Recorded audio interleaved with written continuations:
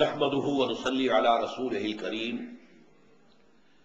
اما بعد فاعوذ بالله من الشيطان الرجيم بسم الله الرحمن الرحيم وقضى ربك الا تعبدوا الا اياه وبالوالدين احسانا اما يبلغن عندك الكبر احدهما او كلاهما فلا تقل لهما اف ولا تنهرهما وقل لهما قولا كريما واخفض لهما جناح الذل من الرحمة وقل رب ارحمهما كما ربياني صغيرا ربكم أعلم بما في نفوسكم إن تكونوا صالحين فإنه كان للأوابين غفورا صدق الله العظيم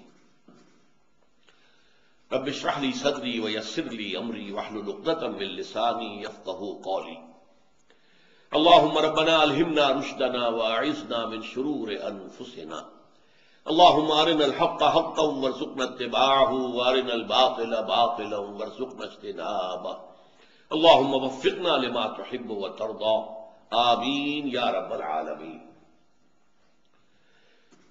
سورہ بنی اسرائیل کے تیسری رکوع کی ابتدائی آیات پر کچھ گفتگو پہلے ہو چکی ہے اور میں عرض کر چکا ہوں کہ قرآن مجید میں 4 مقامات پر اللہ تعالی نے اپنے حق کے ساتھ بالکل متصلاً نتھی کر کے والدین کا حق بیان کیا۔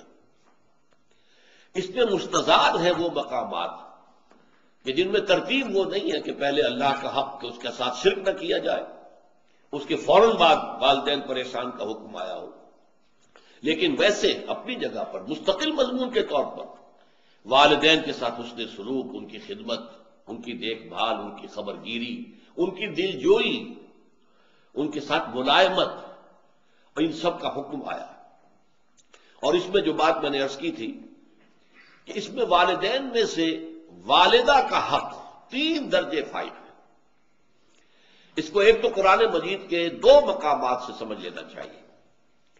ایک مقام ہم پڑھ چکے ہیں سورہ لقمان کا دوسرا رکوع، وَوَصَّيْنَا الْإِنسَانَ بِوَالِدَيْهِ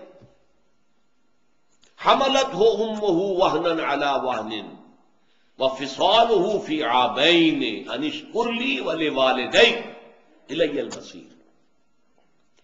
اور ہم نے انسان کو وصیت کی ہے، تاکید کی ہے، حکم دیا ہے والدین کے ساتھ حسن سلوک کا، اور اس میں خاص طور پر ماں کا معاملہ۔ اٹھائے رکھا اسے ماں نے اپنے پیٹ میں، کمزوری پر کمزوری جھیلتے ہوئے، تکلیف پر تکلیف برداشت کرتے ہوئے۔ کیا کچھ بیتتی ہے عورت پر حمل کے دور میں، شروع میں تو نہیں لیکن جو آخری ایام ہوتے ہیں، آخری چند مہینے جو ہیں ان میں اس کا بڑا جو ہے پورے وجود جو ہے اس کے اوپر اس کا گہرا اثر ہوتا ہے۔ حملتہ امہ وہنا علی وہن، کمزوری پر کمزوری برداشت کرتے ہوئے، وفصالہ فی عامین، اور پیدائش کے بعد 2 سال تک وہ جونک کی طرح چمٹا رہتا ہے اس کی چھاتیوں سے، اور دودھ کی شکل میں عورت کے جسم کی توانائی جو ہے در حقیقت وہ منتقل ہو رہی ہے، ماں کے جسم کی توانائی منتقل ہو رہی ہے بچے کے جسم کو۔ اور 9 مہینے جو پیٹ میں رہا ہے تو براہ راست ماں کا خون ہے کہ جو اس کو پرورش دے رہا ہے، اور اسی کے ذریعے سے اس کی تمام جو ارتقاء ہو رہا ہے اس کا، اور اس کا یہ جنین کا درجہ بدرجہ بڑھنا، یہ در حقیقت ساری اس کے لیے توانائی اور اس کے لیے غذا وہ ماں کے خون کے ذریعے سے پہنچ رہی ہے۔ اب یہاں ظاہر بات ہے والدہ کا تو ذکر کر دیا، والد کا نہیں کیا، اس لیے کہ واقع بات یہ ہے کہ ہمارے وجود میں آنے میں جو ذریعہ ہے اگرچہ اس میں والد کا حصہ ہے، نطفہ تو باپ کا ہے، لیکن یہ کہ اس میں جو مشقت جھیلتی ہے وہ ماں جھیلتی ہے۔ 9 مہینے کا حمل اور پھر اس کے بعد دودھ پلانا، آج کل تو خیر دودھ پلانا کم ہو گیا، اگرچہ کتنی ریسرچز سامنے آ رہی ہیں کہ ماں کے دودھ سے بہتر کوئی دودھ نہیں ہے۔ جو بچے ماں کے دودھ پر پلتے ہیں وہ صحت مند ہوتے ہیں، بیماریوں سے بچے رہتے ہیں۔ عورتیں بھی جو نہیں بریسٹ فیڈنگ کرتی ہیں، اپنے بچوں کو دودھ نہیں پلاتی ہیں اپنی چھاتیوں سے، انہیں بیماری ہوتی، کینسر زیادہ انہیں ہوتا ہے۔ بریسٹ کینسر جو ہے، چھاتیوں کا کینسر، وہ ان عورتوں کو زیادہ ہوتا ہے کہ جو اپنے بچوں کو دودھ نہیں پلاتی۔ اس کے باوجود ظاہر بات ہے آج کل جو تصور ہو گیا عورتوں کے اندر اپنے جسمانی چستی کو برقرار رکھنا، وہ در حقیقت اس کے لیے یہ سارے کے سارے کام کرتے ہیں. لیکن یہاں پر میں آپ سے عرض کر رہا تھا کہ والدہ کا حق جو ہے زیادہ فائق بیان کیا گیا. میں نے کہا تھا 3 درجے، وہ 3 درجے کا معاملہ وہ بعد میں آپ کو بتاؤں گا، وہ ایک حدیث نبوی کی روح سے. لیکن یہاں یہ آ گیا کہ والدین کے حق میں، خاص طور پر ماں کے حق کے لیے، حملتہ امہ وہنا علی وہن وفصالہ فی عامین ان اشکر لی ولوالدیک. اللہ نے وصیت کیا کی کہ شکر کرو میرا اور اپنے والدین کا. اب یہاں دیکھیے پھر اللہ نے اپنے ساتھ بالکل متصل کر دیا ہے. شکر کرو میرا اور اپنے والدین کا. میں تمہارا خالق ہوں، حقیقی رازق میں ہوں، حقیقی رب میں ہوں، تمہیں پالنے پوسنے والا میں ہوں، پالن ہار میں ہوں، سب کچھ میں ہوں. لہذا پہلے شکر تو میرا کرنا ہوگا، نشکر لی. لیکن یہ کہ عالم واقعہ میں میرے اس ربوبیت کا جو اظہار ہوا ہے، میری اس تخلیقی عمل کا جو اظہار ہوا ہے، وہ تمہارے والدین کے ذریعے ہوا ہے. تو انشکر لی ولوالدیک، اور اپنے والدین کا شکر ادا کرو. یہ بات میں نے بہت مرتبہ آپ کو بتائی ہے کہ قرآن مجید میں جو اہم مضامین ہیں وہ کم سے کم 2 مرتبہ ضرور آتے ہیں. چنانچہ دیکھیے سورہ احقاف کے اندر یہ مضمون دوبارہ آیا ہے. وَوَصَّيْنَا الْإِنسَانَ بِوَالِدَيْهِ وَوَصَّيْنَا الْإِنسَانَ بِوَالِدَيْهِ إِحْسَانًا، اور ہم نے انسان کو وصیت کی ہے، حکم دیا ہے، تاکید کی ہے اپنے والدین کے بارے میں کہ حسن سلوک اختیار کرو، ان کی خدمت کرو، ان سے محبت کرو، ان کی دلجوئی کرو، ان کے احساسات کو جو ہے ٹھیس نہ پہنچاؤ، ان کی امیدیں اور توقعات جو ہیں ان کو ٹھیس نہ پہنچاؤ. اب وہاں فرمایا حملتہ امہ کرہن ووضعتہ کرہا وحملہ وفصالہ 30 شہرا. اس کی ماں نے اسے اٹھایا رکھا تکلیف جھیلتے ہوئے، کرہن ووضعتہ، اور پھر اسے جو ہے جنا ہے. اب یہ جو عمل ہے پیدائش کا کس قدر تکلیف دہ ہوتا ہے عورت کے لیے. پچھلے زمانے میں تو آپ کو معلوم ہے کہ عورت کا وضع حمل کے بعد زندگی کو سمجھا جاتا تھا کہ نئی زندگی ملی ہے. اس درجے یہ پرخطر معاملہ ہوتا تھا. کتنی ہی ولادتوں کے معاملے میں پھر جو بخار ہو جاتا تھا، کیونکہ ہائیجین تو تھی نہیں، دائیاں آتی تھی، گندے کپڑے گندے چیتڑوں سے کام کر رہی ہیں، اس سے یہ کہ انفیکشن ہوتی تھی. اور پھر جو یہ بخار ہو جاتا تھا اس میں وہ تو انتہائی ڈیڈلی. اور پھر ظاہر بات ہے کہ وہ اینٹی بایوٹکس بھی نہیں تھے کہ اس انفیکشن کا کوئی علاج کیا جا سکے. آج کل تو معاملہ بہت بہتر ہو چکا ہے، لیکن یہ کہ واقعتاً پچھلے زمانے میں چائلڈ برتھ کے بعد عورت کی زندگی ایک نئی زندگی ہوتی تھی. لیکن یہ کہ آج بھی تکلیف جو جھیلتی ہے، ویسے اب یہ اس میں بھی ایک معاملہ غلط ہو گیا ہے، اور وہ یہ ہے کہ تکلیف سے بچنے کے لیے آپریشن کا راستہ اختیار کیا جا رہا ہے. امریکہ وغیرہ میں، یورپ میں تو اس کا بہت رواج ہو گیا ہے. نہ عورت تکلیف جھیلنے کو تیار ہے، اور ڈاکٹروں کے لیے آمدنی بہت ہے. آپریشن کرے گا یا کرے گی کوئی لیڈی ڈاکٹر تو اس کو آمدنی کتنی ملے گی؟ نارمل اگر ڈیلیوری ہے تو اسے کیا ملے گا؟ کچھ بھی نہیں.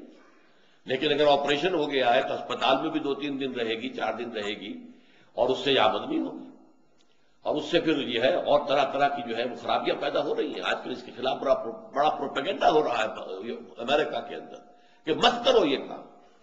نیچرل جو برتھ ہے، جس کے لیے پروسیس اللہ نے مقرر کر دیا، اسی کو اختیار کرو.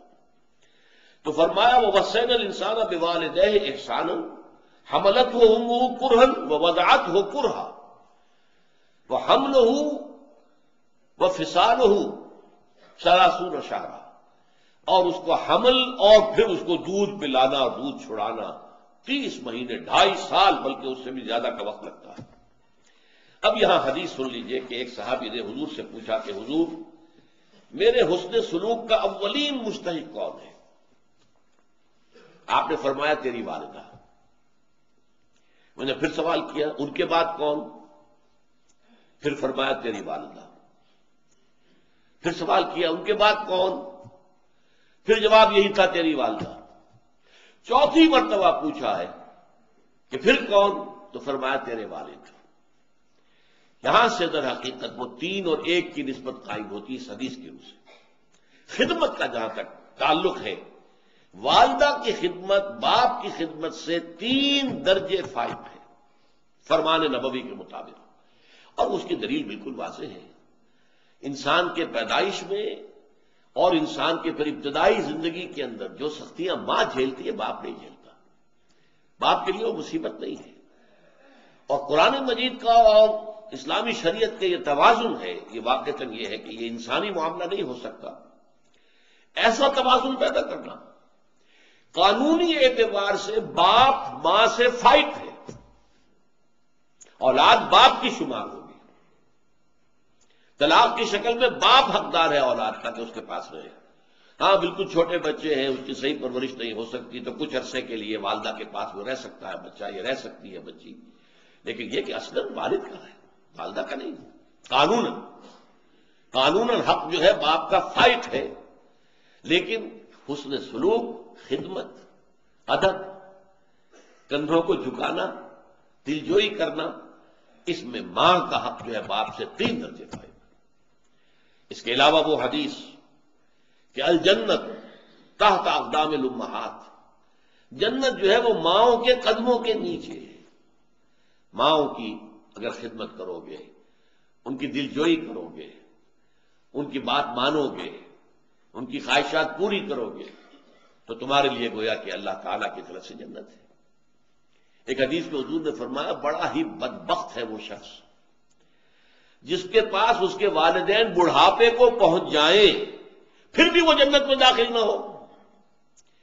یعنی والدین کا بڑھاپے کی عمر کو پہنچ جانا ایک شارٹ ذریعہ ہے جنت میں داخلے کا. اس وقت بڑھاپے کے عالم میں ان کی اگر خدمت کرو گے، دلجوئی کرو گے اور ان کے ساتھ حسن سلوک کرو گے تو گویا کہ جنت میں داخلہ تمہارا جو ہے وہ انشورڈ ہے، پختہ ہے.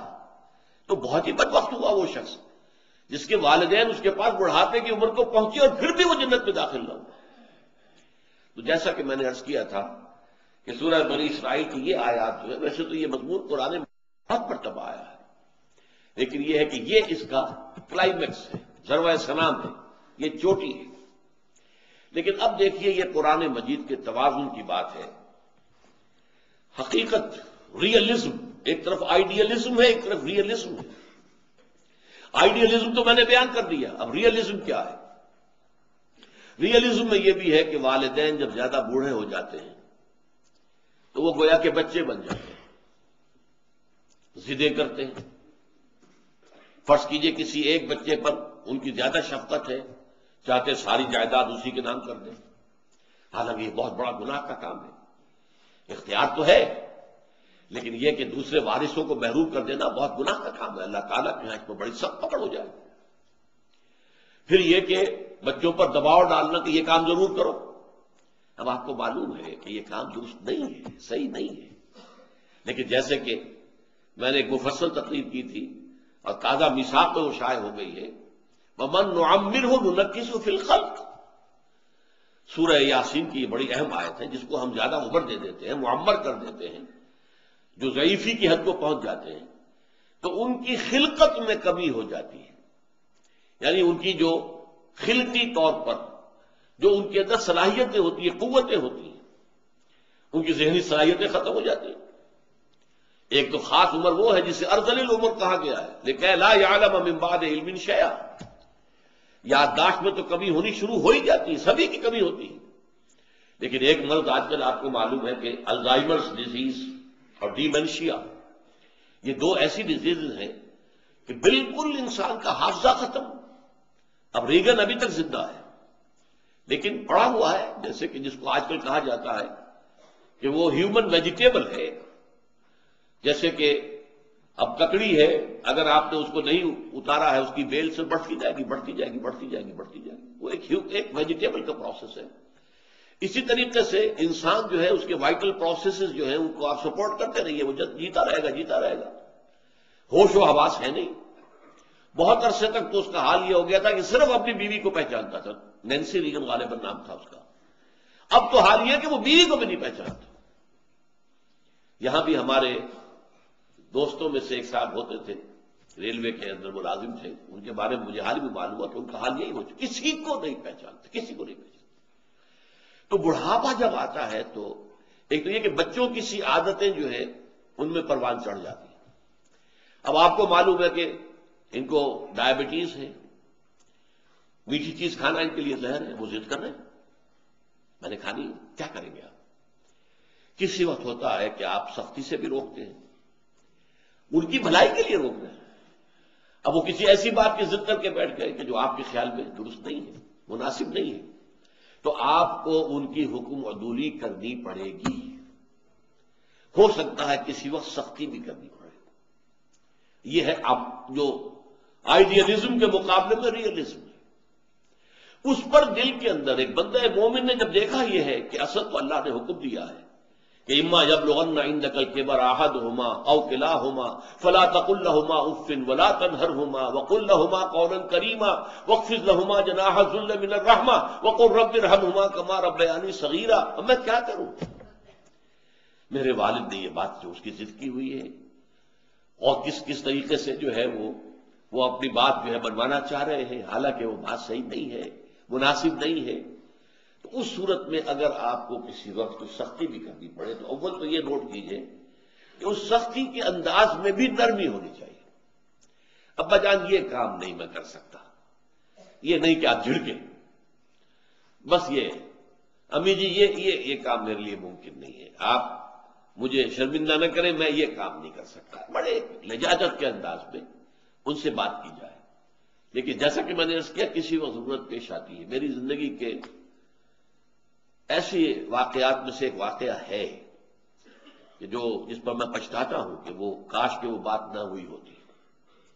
میرے والد مرحوم بھی دماغی مرض کے مریض رہے، اور اس زمانے میں پھر چونکہ معالج میں ہی تھا، جب میں نے ایم بی بی ایس کیا تھا اس سے پہلے ہی، جبکہ میں ابھی 3rd ایئر میں پڑھ رہا تھا تو ان پر پہلا حملہ ہوا تھا، اور اس کے بعد وہ یوں سمجھئے کہ پھر تقریباً 15 سال اور میں ہی ان کا دیکھ بھال کرنے والا، اور اسی لیے میں پھر چلا گیا تھا ساہیوال خاص طور پر کہ اب میں کہیں اور جاؤں، کسی اور جگہ پریکٹس کروں، اور میرے والد جو ہیں وہ اس طریقے سے بیماری کے اندر مبتلا ہے، وہ کہیں ڈاکٹروں کے جو کلینکس ہیں ان پر جا کر دھکے کھائیں، تو میں انہی کے پاس رہا، اور اس میں مجھے بعض اوقات سختی کرنی پڑی۔ ایک دفعہ سختی جو ہے جسمانی سختی کرنی پڑی مجھے، اس کے بعد میں روتا رہا، لیکن یہ کہ وہ چونکہ انہیں اس وقت ہوش ہی نہیں تھا وہ کیا کہہ رہے ہیں، انہوں نے جو بات کہی تھی وہ ایسی تھی کہ اس کو میں ضبط نہیں کر سکا۔ بہرحال یہاں جو ہے در حقیقت اب ایسے شخص کو جب دل میں ایک کڑن ہوگی، افسوس ہوگا، صدمہ ہوگا کہ یہ میں نے کیا کیا، میں نے والد کے ساتھ یا والدہ کے ساتھ یہ گستاخی کر دی، میں نے والد یا والدہ کی اس بات کو رد کر دیا، میں نے ان کی اس خواہش کو جو ہے پورا نہیں کیا، تو جو طبیعت کے اندر ایک سلیم الفطرت انسان کے دل میں، اس کی طبیعت میں جو رد عمل پیدا ہونا چاہیے، اللہ تعالیٰ اس کا ازالہ فرما رہا ہے۔ ربکم اعلم بما فی نفوسکم، دیکھو اگر ایسی کوئی صورتحال پیش آ جائے تو تمہارا رب خوب جانتا ہے جو کچھ کہ تمہارے دلوں میں ہے۔ تمہیں اگر روکنا پڑ رہا ہے والد کو یا والدہ کو، اگر اس کی کسی خواہش کو رد کرنا پڑ رہا ہے والد کی یا والدہ کی، اگر کسی وقت سختی کے ساتھ بھی انہیں روکنا پڑا ہے کسی چیز سے، تو یہ کہ دل میں کوئی ملال اس لیے نہ لاؤ کہ تمہارے دل کی کیفیت کو اللہ جانتا ہے، تمہارے دل میں ان کے لیے جو محبت ہے اللہ جانتا ہے، تمہارے دل میں ان کے لیے جو ادب ہے اللہ تعالیٰ اس سے ناواقف نہیں ہے۔ ربکم اعلم بما فی نفوسکم، جو کچھ تمہارے نفوس کے اندر ہے، تمہارے دلوں کے اندر ہے، جو احساسات تمہارے اپنے والدین کے بارے میں ہونے چاہیے اور ہیں، فی الواقع ہیں، اللہ کے علم میں ہے۔ لہذا اگر تمہیں کسی وقت ان کے ساتھ کوئی سختی بھی کرنی پڑی ہے، ان کے اس بڑھاپے کی کم سمجھی کی وجہ سے، اس لیے کہ اس کے بعد کیا ہوتا ہے لِكَيْ لَا يَعْلَمَ مِن بَعْدِ عِلْمٍ شَيْئًا وَمَن نُعَمِّرْهُ نُنَكِّسُهُ فِي الْخَلْقِ، ان کے فہم میں سمجھ میں کمی ہو جاتی ہے، جو سینس آف پروپورشن ہوتا ہے وہ ختم ہو جاتا ہے، نسبت و تناسب کا احساس اور ادراک ختم ہو جاتا ہے۔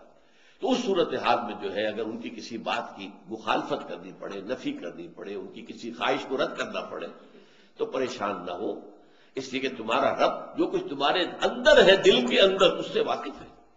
اگر تمہارے دل میں ان کے لیے محبت ہے، ان کے لیے شفقت ہے، ان کے لیے خیر خواہی ہے، تم ان کے لیے ان کی خدمت کرنا چاہتے ہو، دلجوئی کرنا چاہتے ہو، لیکن حالات کے جبر نے کہیں کسی معاملے کے اندر تمہیں ایک مختلف طرز عمل اختیار کرنے پر مجبور کر دیا ہے، تو اس کے اوپر پریشان ہونے کی ضرورت نہیں ہے۔ انما الاعمال بالنیات، اس لیے کہ حدیث جو ہے جس حدیث سے کہ اکثر محدثین نے جو بھی مجموعے مرتب کیے تو پہلی حدیث یہ لائے حضرت عمر رضی اللہ تعالیٰ عنہ سے جو مروی ہے، انما الاعمال بالنیات وانما لکل امرئ ما نوی، تمام اعمال کا دار و مدار نیتوں پر ہے، اور ہر شخص کو وہی کچھ ملے گا جس کی اس نے نیت کی ہوگی۔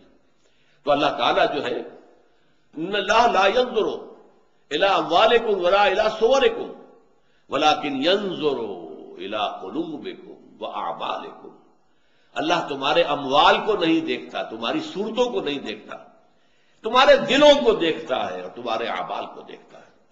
تو اللہ تعالیٰ کی نگاہ تمہارے قلب پر ہے۔ ربکم اعلم بما فی نفوسکم ان تکونوا صالحین، اگر اپنی قلبی کیفیت، اپنی روحانی کیفیت کے اعتبار سے تم صالح ہو، نیک ہو، بھلے ہو، اللہ کے حکم کا لحاظ کرنے والے ہو، والدین کی ادب اور خدمت کرنے کی پورا ارادہ اور جذبہ اپنے اندر رکھتے ہو، ان تکونوا صالحین فإنہ کان للأوابین غفورا، تو جان لو کہ اللہ تعالی جو رجوع کرنے والے لوگ ہوتے ہیں ان کے لیے بخشنے والا ہے۔ یہ پچھلے ہمارے درس میں آپ کو یاد ہوگا میں نے توبہ کے ضمن میں عرض کیا تھا، تابا یتوب توبن و توبتن، اور آبا یعوب و اوبن، یہ دونوں بہت قریب ہیں۔ توبہ پلٹنا، لوٹنا، گناہ کو چھوڑ کر اللہ کی طرف رجوع کرنا، اس سے مغفرت چاہنا، عزم کر لینا پکا کہ اب یہ کام دوبارہ نہیں کروں گا، اللہ بخش دے۔ اور آبا یعوب و اوبن بھی ہے پلٹنا، رجوع کرنا، جس کے لیے بہترین یاد رکھنے کے لیے آپ کو میں نے دعا بتائی تھی کہ اگر آپ کہیں سفر سے واپس آ رہے ہیں یا آپ بازار میں بھی گئے تھے تو اس سے واپس گھر میں داخل ہو رہے ہیں تو آئبونا تائبونا لربنا حامدون، ہم واپس آ رہے ہیں، لوٹ رہے ہیں، آ رہے ہیں، اپنے گھر میں داخل ہو رہے ہیں اور توبہ کرتے ہوئے پروردگار کی طرف رجوع کرتے ہوئے آ رہے ہیں۔ یہاں دونوں جمع ہو گئے، آئبونا تائبونا لربنا حامدون، اور اپنے رب کے لیے حمد اور ثنا کرتے ہوئے ہم لوٹ آئے۔ اسی سے یہ بنا ہے اواب، یہ فعال کے وزن پر، یہ گویا کہ مبالغے کا صیغہ، بہت ہی زیادہ رجوع کرنے والے۔ ذرا سے کوئی خطا ہو جائے تو آدمی فوراً دل کے اوپر جو ہے ایسے ہو جائے جیسے کہ پہاڑ تلے آ گیا انسان، اور اللہ کی طرف رجوع کرے اور توبہ کرے۔ جیسے کہ حدیث میں آتا ہے کہ مومن اور منافق میں فرق کیا ہے۔ مومن سے اگر کوئی گناہ سرزد ہو جاتا ہے تو وہ ایسے محسوس کرتا ہے جیسے پہاڑ تلے آ گیا، اتنا بوجھ اس پر آ گیا ہے جیسے پہاڑ کے نیچے ہے۔ اور منافق سے اگر گناہ سرزد ہو جاتا ہے تو تھوڑا سا احساس تو اسے بھی ہوتا ہے، بس اتنا ہی ہوتا ہے جیسے ناک پر مکھی بیٹھی تھی اور اس نے ذرا ہاتھ کے اشارے سے اسے اڑا دیا، بس۔ تو فطرت انسانی تو ہوتی ہے نا آخر موجود، برائی کو تو برائی سمجھتی ہے، لہذا منافق کو بھی غلط کام کر کے کوئی احساس تو ہوتا ہے، تھوڑا سا بڑا عارضی سا احساس۔ جبکہ کوئی گناہ اگر کسی مومن سے سرزد ہو جائے تو اس کے اوپر اتنا پچھتاوا، اتنی پشیمانی، اتنی پریشانی نہ اس کو لاحق ہوتی ہے کہ جیسے وہ پہاڑ تلے آ گیا۔ ان تکونوا صالحین فإنہ کان للأوابین غفورا، تو وہ یقیناً اللہ تعالی جو رجوع کرنے والے ہیں، بہت پلٹنے والے ہیں، چھوٹی سے چھوٹی خطا کے اوپر بھی فوراً رجوع کرتے ہیں، بڑا معاملہ ہو تو توبہ کرتے ہیں اللہ کے جناب میں، اس توبہ کے تمام شرائط کو پورا کرتے ہوئے، تو اللہ تعالیٰ ان کے حق میں غفور ہے، بخشنے والا ہے۔ ان رکوعوں کا ایک مضمون اس آیت پر ختم ہو گیا۔ استحکام معاشرہ کے لیے پہلا کام کیا ہے؟ خاندان کے استحکام کے لیے والدین اور اولاد کے درمیان ایک بہت مضبوط رشتہ، محبت کا۔ ایک تو محبت وہ ہے کہ جو فطری ہے، والدین کے دل میں اولاد کی محبت فطری ہے۔ قرآن میں کہیں نہیں کہا گیا والدین سے کہ اولاد سے محبت کرو، بلکہ الٹی بات کہی گئی ہے کہ زیادہ محبت نہ کرو۔ کہیں ایسا نہ ہو کہ تمہاری محبت اتنی بڑھ جائے کہ اس کی وجہ سے تم شریعت کے اندر رد و بدل کرنے پر آ جاؤ، حرام خوری پر آ جاؤ، انہیں اچھے سے اچھا کھلانے کے لیے، اچھا سے اچھا پہنانے کے لیے، اعلیٰ سے اعلیٰ اسکول میں داخل کرنے کے لیے، اب جائز ذرائع آمدنی کے ہیں وہ اگر اس کی متحمل نہیں ہے تو حرام میں ہوا۔ ان من ازواجکم واولادکم عدو لکم فاحذروا، تمہاری بیویوں اور اولاد میں سے تمہارے دشمن ہیں، ان سے بچ کر رہو۔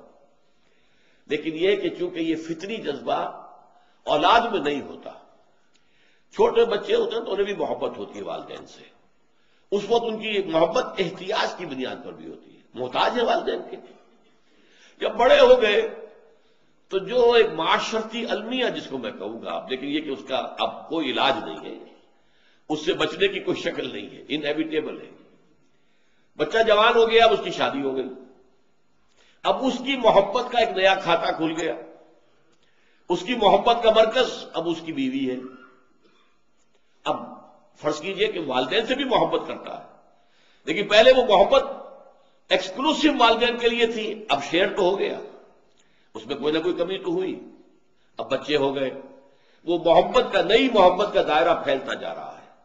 لہذا والدین کے لیے پھر محبت کا حصہ طبعاً وہی باقی نہیں رہتا۔ صحیح بات ہے، یہ اصل محبت کا دائرہ اپنے بال بچے، اس لیے کہا گیا ہے والدین سے محبت کرنا، والدین کے ساتھ حسن سلوک کرنا، کیونکہ یہ اب طبعی عمل نہیں ہے، اس کے لیے آپ کو اللہ تعالیٰ کا حکم سمجھتے ہو، وَوَصَّيْنَا الْإِنسَانَ بِوَالِدَيْهِ وَوَصَّيْنَا الْإِنسَانَ بِوَالِدَيْهِ إِحْسَانًا، ابھی میں آپ کو سورہ اعقاف کی آیات سنا چکا ہوں۔ وَوَصَّيْنَا الْإِنسَانَ بِوَالِدَيْهِ سورہ لقمان میں بھی آیا ہے، اور کتنی جگہ پر قرآن مجید میں اللہ تعالیٰ نے اپنے حق کے ساتھ جوڑ کر اپنے والدین کا حق جو اس کو بیان کیا ہے۔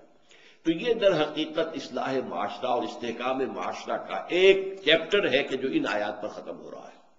وہ یہ ہے کہ والدین کے بعد رشتہ داروں کا ایک دائرہ آتا ہے، ذل قربا، ذوی القربا، وہ لوگ تھے جو قرابت دار ہیں، ان کے ساتھ حسن سلوک، یا معاشرے کے جو محروم طبقات ہیں، للسائل والمحروم، ان محروم طبقات کا خیال کرنا، یہ گویا کہ دوسرا دائرہ ہے۔